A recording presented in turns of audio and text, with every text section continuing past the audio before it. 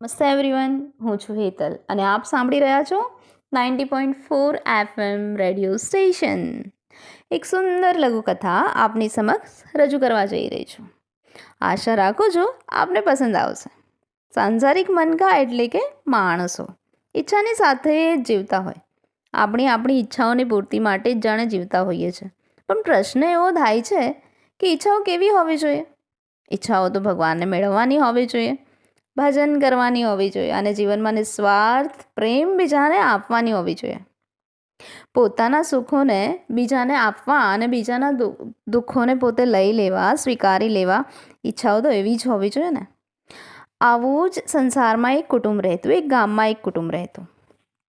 સંયુક્ત કુટુંબ, ઘરમાં બાળકો, પતિ પત્ની, બા દાદા બધા જ સાથે રહે. એમાંથી એક બાળકને થોડું મોટું થયું ને, સમજણું થયું ને, એટલે એવી ઈચ્છા થઈ કે મને ખૂબ જ જ્ઞાન મેળવવું છે. મોટું થતાં સમજણ આવતા જ ઘરની બહાર નીકળી ગયું.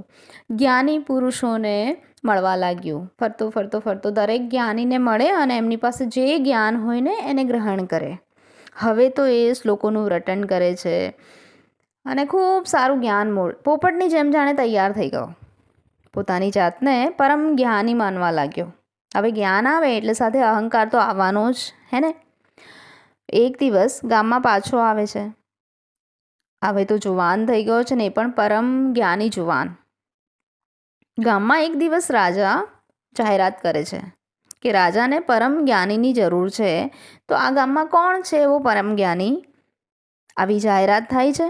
હવે આ જુવાન તો અહંકારી, થોડું જ્ઞાન પણ લઈને આવેલો, તો એવું સમજે છે કે આ ગામમાં તો મારાથી તો કોઈ જ્ઞાની છે જ નહીં, તો મારે જ જવું છે અને રાજા મને પસંદ કરી જ લેશે. દરબારમાં જાય છે આ જુવાન. તો ભરી સભા છે, શાસ્ત્રાર્થ ચાલતો હોય છે, ગુરુજનો હોય છે, જ્ઞાનીજનો બેઠા હોય છે અને ભાઈ જઈને બેસે છે. રાજા જાહેરાત કરે છે કે જે પરમ જ્ઞાની હોય ને ઊભો થાય. આ જુવાન તો તરત જ ઊભો થઈ જાય છે અને રાજાને કહે છે, હું પરમ જ્ઞાની છું. જ્ઞાન મારામાં અખૂટ છે, એટલું જ્ઞાન મેં મેળવ્યું છે, હું એટલી જગ્યાએ ફરું છું અને એટલા લોકોને મળ્યો છું. એને એવો પ્રશ્ન પૂછવામાં આવે છે કે જ્ઞાન મોટું કે પ્રેમ મોટો?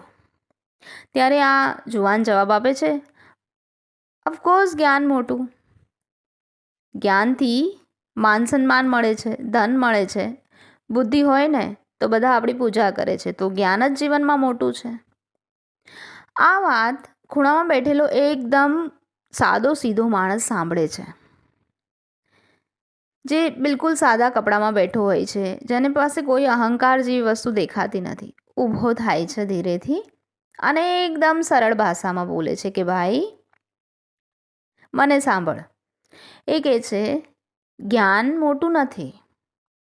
જ્ઞાન તારા જીર્ણ થવાથી, તારા શરીરના જીર્ણ થવાથી, તારી મગજની જે પણ નસો છે ને એને જીર્ણ થવાથી કદાચ ભૂલાઈ જવાશે, યા તો તું નહીં રહે, તારો દેહ નહીં રહે ત્યારે જ્ઞાન તારી સાથે જતું રહે છે. પ્રેમ સૌથી મોટો છે. દુનિયામાં તે કોઈને પ્રેમ કર્યો હશે, પ્રેમ આપ્યો હશે, તો તારા જવા પછી પણ એ પ્રેમ તને અમર રાખે છે બીજાની સ્મૃતિમાં. તો માટે આ દુનિયામાં પ્રેમ મોટો છે.